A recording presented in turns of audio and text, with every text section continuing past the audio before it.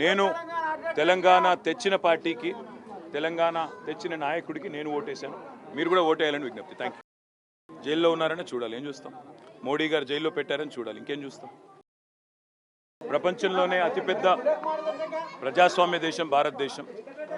5 ఏళ్లకు ఒకసారి మన ప్రభుత్వాన్ని ఎన్నుకునే ఒక అరుదైన అవకాశం మనకు కల్పించింది మన రాజ్యాంగం.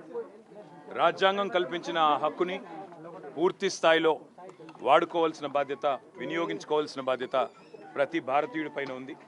మనకు ఎలాంటి ప్రభుత్వం కావాలో, మనకు ఎలాంటి విధానాలు కావాలో, మనకు ఎలాంటి వ్యవస్థ కావాలో నిర్ణయించే అధికారం ప్రజాస్వామ్యంలో ప్రజల చేతుల్లోనే ఉన్నప్పుడు మరి ఈరోజు ఓటును విస్మరించి ఆ తర్వాత నిందించినా, ఆ తర్వాత బాధపడ్డా లాభం ఉండదు. కాబట్టి తప్పకుండా అందరూ కూడా దయచేసి బయటికి రండి, ఓటు వేయండి.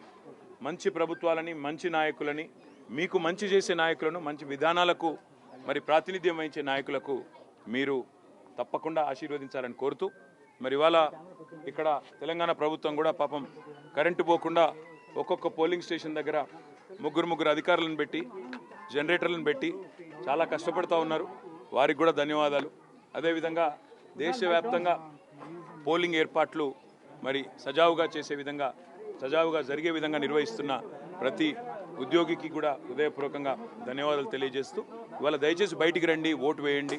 అందరూ కూడా మరి బయటికి వచ్చి ప్రభుత్వం కావాలి, ఎలాంటి ఆలోచనలతో కూడిన రాజకీయం కావాలి అనే దిశగా మీరందరూ కూడా దయచేసి తప్పకుండా బయటకు వచ్చి ఓటేయాలని కోరుతూ, నేను తెలంగాణ తెచ్చిన పార్టీకి, తెలంగాణ తెచ్చిన నాయకుడికి నేను ఓటేశాను.